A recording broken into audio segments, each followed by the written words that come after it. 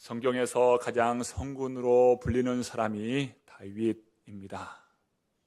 다윗은 신앙의 표준되는 인물입니다. 성경에 보니까 다윗의 길로 행하느냐, 다윗의 길을 따르지 않느냐에 따라서 그 사람을 평가합니다. 그러니까 신앙의 표준이 바로 다윗이었던 것입니다.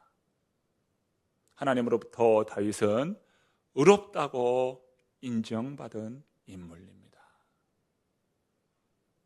그런데 어찌된 일인지 오늘 본문에 보니까 다윗이 매 절마다 나의 죄를 씻어주소서, 나의 죄를 씻어주소서 고백하고 있습니다. 1절에 보니까 내 죄악을 지워주소서, 2절에 나의 죄악을 맑게 씻으시고 나의 죄를 깨끗하게 제하소서, 3절에 나는 내 죄가를 아오니, 4절에 주의 목전에서 악을 행하여 싸우며 자신의 죄를 고백하며 하나님 내 죄를 씻어주소서 고백하고 있습니다. 도대체 다윗에게 어떤 일이 일어난 것일까요? 이를 위해서 오늘 본문의 표제어가 잘 보여줍니다. 이를 설명해줘요. 자, 표제어를 한번 보실까요? 자그마한 글씨로 위에 쓰여져 있죠. 다윗의 시 인도자를 따라 부르는 노래. 자, 읽어봅니다. 다윗이 밧세바와 동침한 후 선지자 나단이 그에게 왔을 때에, 다윗은 하나님으로부터 메시아 언약을 받았어요. 하나님으로부터 칭찬받고 인정받은 인물입니다. 하나님이 다윗을 기뻐하여 그를 왕의 자리에 세워주셨고요, 그 나라를 강성한 나라로 세워주셨습니다. 다윗이 어디를 가든지 승리하고 이기도록 하나님이 도와주셨어요. 많은 나라들이 있지만 다윗의 나라를 감히 침범할 나라가 없었습니다. 다윗의 나라는 매우 강성했습니다. 그러나 일생에 남을 5점을 남깁니다. 다윗은 요압 장군과 이스라엘 군대를 암몬과의 전투를 위해서 출정 보냈습니다. 암몬과의 전투에서 이스라엘 군대는 승리를 하며 랍바성을 에워쌌습니다. 그때 다윗은 예루살렘 궁에 있었습니다. 그날 다윗은 낮잠을 자서 이제 낮잠에서 일어나 서늘할 때에 왕궁 옥상에 거닐고 있었습니다. 그런데 저 멀리 한 여인이 목욕을 하고 있습니다. 사람을 보내어 알아보니 전장에 나가 있는 우리야 장수의 부인인 밧세바인 것을 알았습니다. 다윗은 밧세바를 왕궁으로 이끕니다. 그리고 밧세바와 동침을 합니다. 그 일 후에 밧세바가 임신하였다는 것을 알게 되었습니다. 다윗은 모략을 꾸밉니다. 군의 지휘관으로 있는 요압 장군에게 기별하여 우리야 장수에게 며칠간 휴가를 보내도록 요청합니다. 요압은 다윗의 요구에 우리야 그 장수를 휴가 보냈습니다. 휴가 보내면 집에 가서 아내의 품을 의지하여 머물 것이라 생각했습니다. 그런데 우리야는 그렇게 하지 않았습니다. 지금 이스라엘 군대는 적군과 목숨을 걸고 싸우고 있는데 내가 평안히 따뜻한 밥을 먹고 평안히 누워있다면 이게 말이 되겠나? 왕궁 뜰에 머물면서 왕을 지키는 여러 병사들과 함께 지내며 집에 들어가는 것을 거부했습니다. 다윗의 모든 계략은 수포로 돌아갔어요.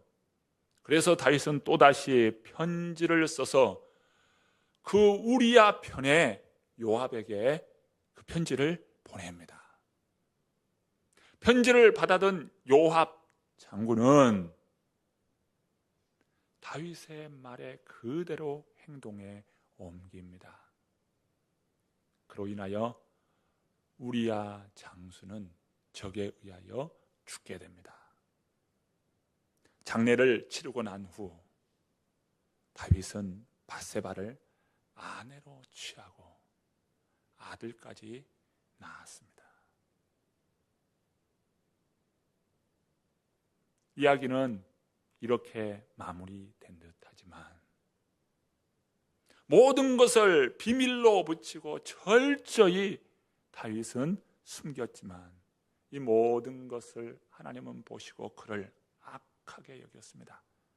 다윗은 두 가지 죄를 지었어요. 하나는 간음죄요, 두 번째는 살인죄입니다. 두 가지 죄를 지었어요. 다윗은 이러한 모든 것을 철저히 감추었다고 생각했습니다. 그리고 퇴연했습니다. 하나님은 한날에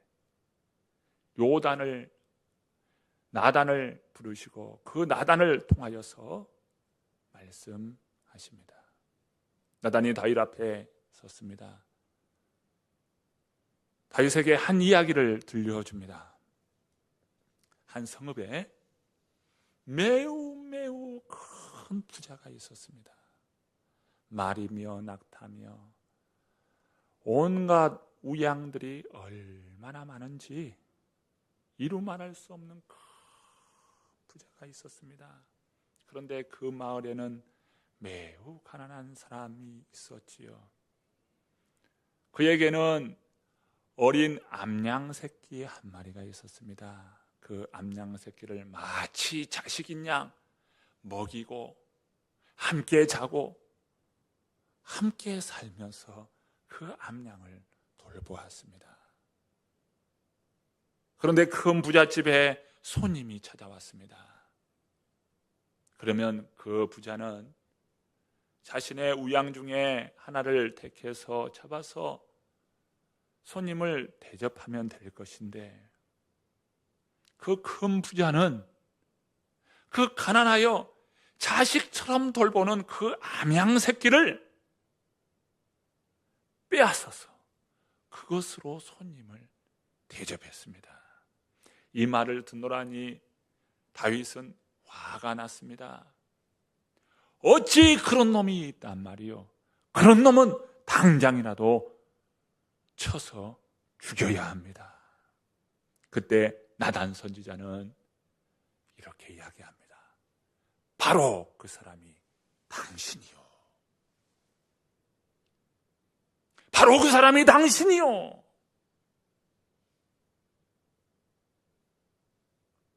하나님의 엄중한 말씀을 듣게 됩니다.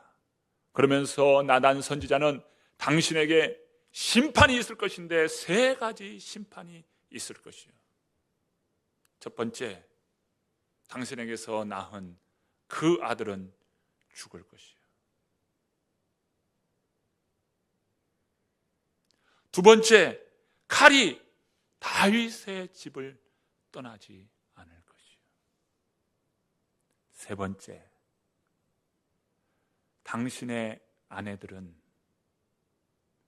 다른 사람들에 의하여 백주에 동침을 하게 될 것이요. 하나님의 무시한 경고와 심판이 떨어졌습니다.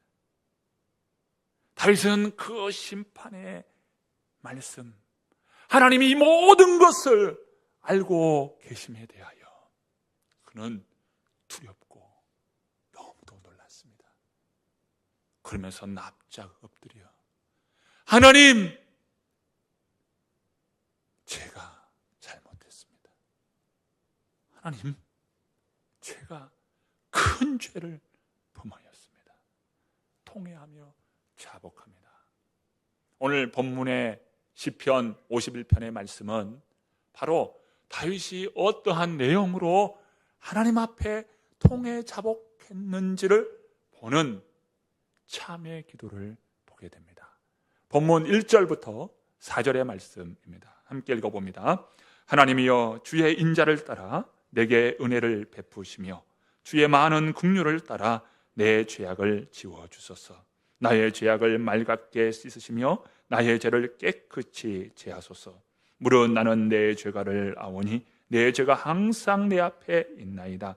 내가 주께만 범죄하여 주의 목전에 악을 행하여 싸우니 주께서 말씀하실 때에 의로우시다 하고 주께서 심판하실 때에 순전하시다 하리이다. 다윗은 하나님 앞에 엎드려 통해 자복하는데 하나님의 인자하심을 따라서 그의 많은 긍휼을 따라서 주여 저는 죄인이오니 제 죄를 사하여 주옵소서. 하나님 앞에 통회하고 자복합니다.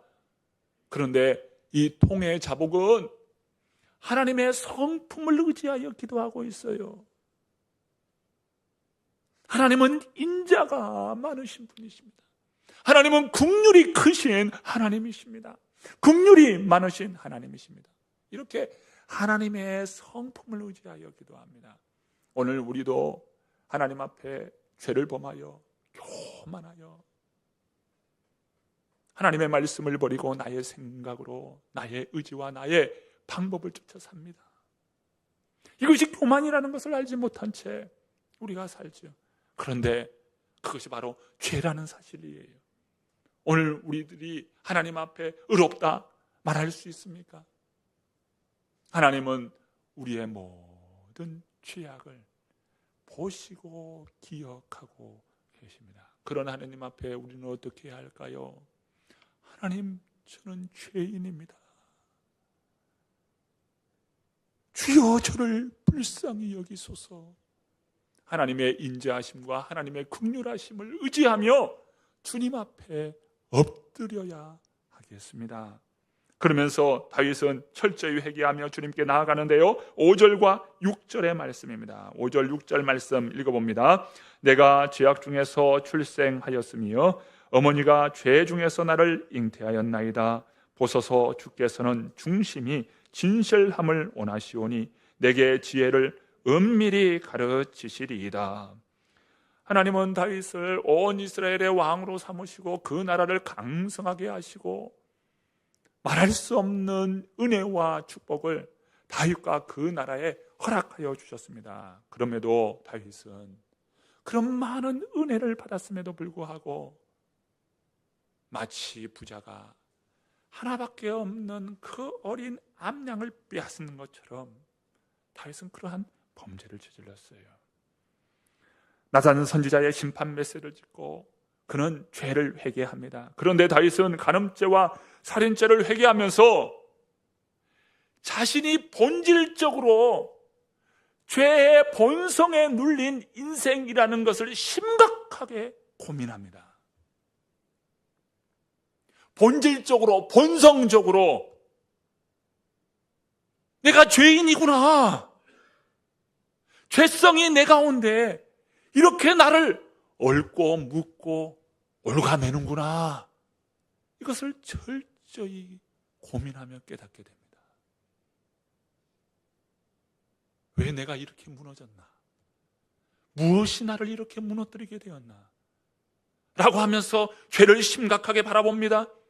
그런데 이 죄성이 내 안에 끊임없이 죄 가운데로 이끌고 있는 자신의 모습을 바라본 거예요.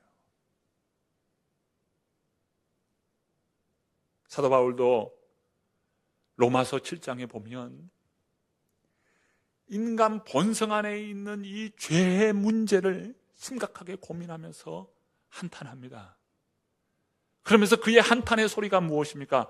오호라, 나는 곤고한 자로다. 이 사망의 몸에서 누가 나를 건져내랴. 이 죄의 본성에 눌려있는 한 인간의 모습을 봅니다. 에베소서 2장 1절 말씀에 우리 모든 인생을 가리켜서 본질상 진노의 자녀였다 라고 진단하고 있어요. 이것이 무엇입니까? 우리 본성 안에 바로 이 죄라고 하는 이 죄의 본성이 우리를 얽고 물고 있다는 것입니다. 여러분, 우리 인생에 지금 심각하게 이 죄의 본성으로 말미암아 내 자신이 묶여 있고 매여 있고 이렇게 사슬에 올가매어 있는 이 죄의 본성에 눌려 있는 내 자신을 보지 않습니까? 다윗이 자신이 지은 이 죄의 모습을 보면서 심각하게 이 죄의 본성에 눌려 있는 자신을 바라보면서 고민하게 되는 겁니다. 오늘 8절 말씀에 보면 5절 말씀에 보면 내가 죄악 중에서 출생하였으며 어머니가 죄 중에서 나를 잉태하였나이다.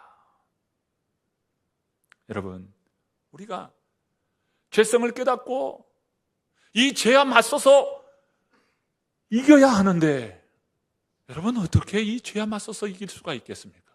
오늘 저와 여러분이 어떻게 이 죄의 본성을 이기고 이 죄의 본성과 맞서서 이길 수 있을까요? 그 비결이 무엇일까요? 그것은 바로 십자가입니다. 십자가를 바라보아야 해요. 그리고 십자가 앞으로 나아가야 합니다. 그리고 십자가를 붙들어야 해요.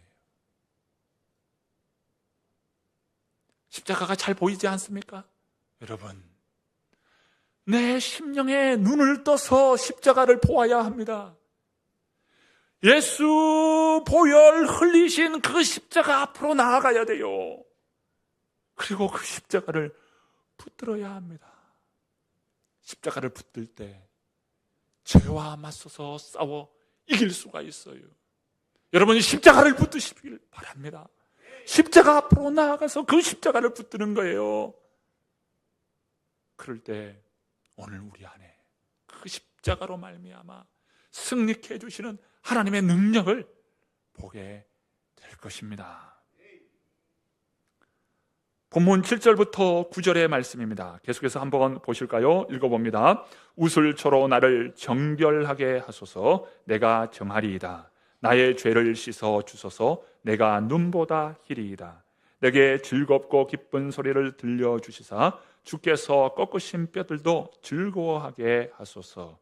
주의 얼굴을 내 죄에서 돌이키시고 내 모든 죄악을 지워주소서.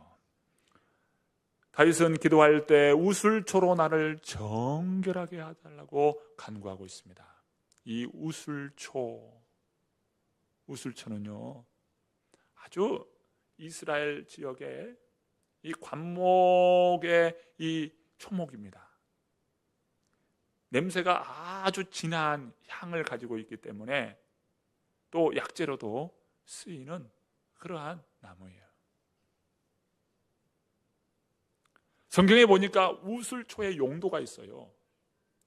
3가지 용도가 있는 것을 봅니다. 첫 번째는요, 이 문둥병에 걸린 자가 이제 문둥병으로부터 해방되었을 때, 문둥병이 나았을 때 이 우슬초를 이용을 해서 정결하게 했습니다. 두 번째는 유월절을 보낼 때입니다. 유월절을 보낼 때 임방과 좌우 설주에 바로 이 우슬초를 이용을 해서 어린 양의 피를 바르고 뿌렸어요. 세 번째, 여러 가지 부정의 이 정결 예식에 쓰였는데요, 시체를 만졌을 때, 부정하게 되었을 때 바로 우슬초를 이용해서 정결케 했습니다. 그러니까 우슬초의 용도는 정결 예식에 쓰였던 거예요. 다윗이 하나님 앞에 기도할 때 하나님, 그 우슬초로 정결하게 해주지 않았습니까? 주님, 나의 죄를 그 우슬초로 씻어주소서, 정결케 하소서 강구했던 것입니다. 다윗은 자신의 죄에 대한 심각함을 인식했어요. 그 결과로 인하여 죽음과 재앙이 있다는 것을 깨달았습니다. 오늘 본문의 8절 보니까 이렇게 말씀하죠. 내게 즐겁고 기쁜 소리를 들려주시사 주께서 꺾으신 뼈들도 즐거워하게 하소서. 즐겁고 기쁜 소리 무엇일까요?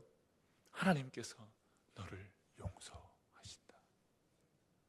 이 기쁜 소리예요.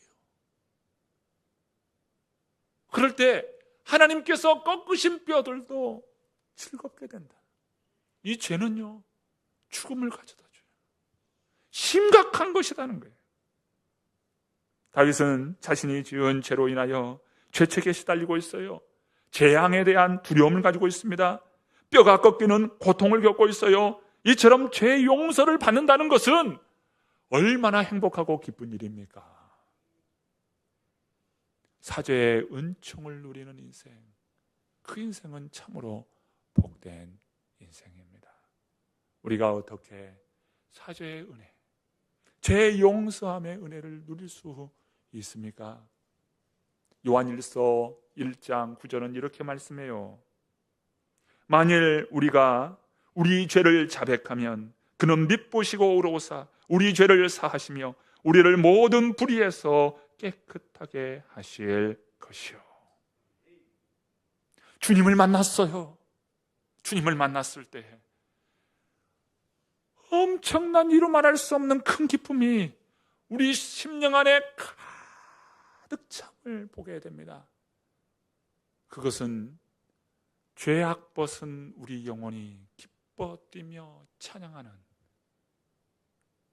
그 놀라운 이 사죄의 은총의 은혜예요. 여러분, 날마다 주님의 은혜로 말미암아 사죄의 은총을 누리는 그런 인생 되시기를 바랍니다. 여기에는 십자가가 있어요. 주님 앞에 나아가 자복함이 필요합니다. 십자가 앞으로 엎드려 자복하는 우리 모두가 되기를 간절히 바랍니다. 이제 마지막 부분입니다. 10절부터 12절 말씀입니다. 함께 읽어봅니다. 하나님이여 내 속에 정한 마음을 창조하시고 내 안에 정직한 영을 새롭게 하소서.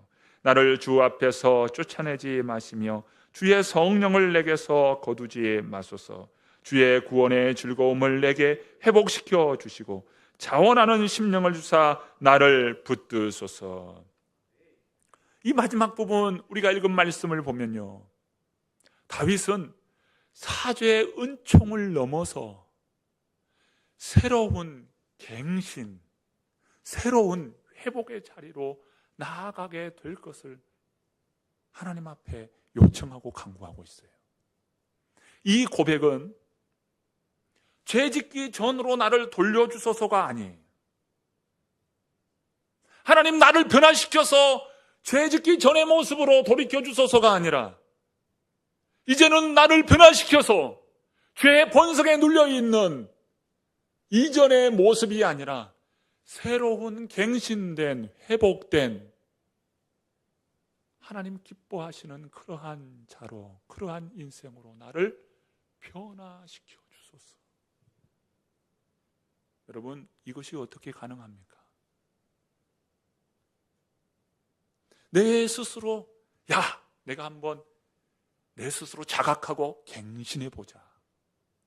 올 2025년은 새로운 한 해가 되었으니까 내가 이제 새 마음 새 출발로 결심하여 인생을 새롭게 갱신해 보자. 이전의 내가 아니라 이후에 변화된 나로 갱신해 보자. 여러분, 결단하고 마음 먹으니까 됩니까?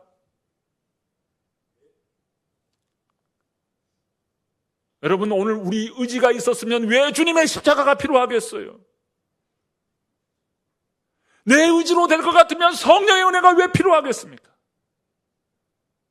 나의 의지와 나의 생각으로 되는 것이 아니라는 거예요. 마음은 그렇게 하고 싶죠. 그렇게 되고 싶죠. 공부하는 학생이 올해는 잘 해보리라. 여러분, 그렇게 마음 먹은다고 되면 얼마나 좋겠어요. 사람이 그렇게 마음 먹는다고 되는 것이 아닌 거예요. 그래서 오늘 본문 말씀을 보십시오. 오늘 본문 11절 말씀 다시 한번 읽어보십니다. 읽습니다. 나를 주 앞에서 쫓아내지 마시며 주의 성령을 내게서 거두지 마소서. 인생이 변화되고 갱신될 수 있는 것은요, 하나님의 능력이요 하나님의 역사입니다. 여기에는 성령의 충만함의 은혜가 부어져야 하는 것입니다.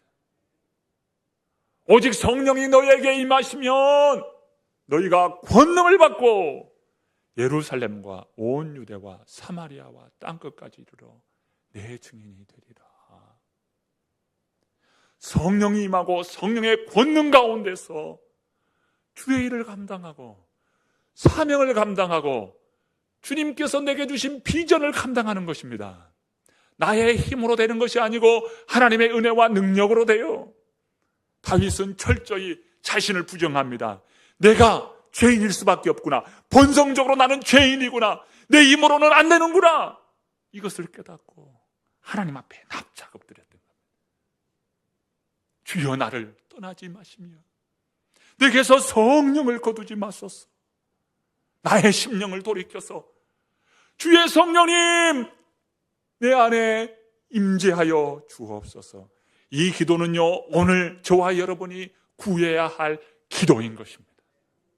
우리 모두 성령을 거두지 마시고 내게 성령의 충만함을 주셔서 주의 뜻을 이루고 주의 영광을 위하여 굳게 서는 하나님의 사람 되게 하여 주시옵소서. 주님 앞에 엎드리고 간구하는 우리 모두에게 주님의 한없는 은혜가 부어지기를 간절히 축원합니다.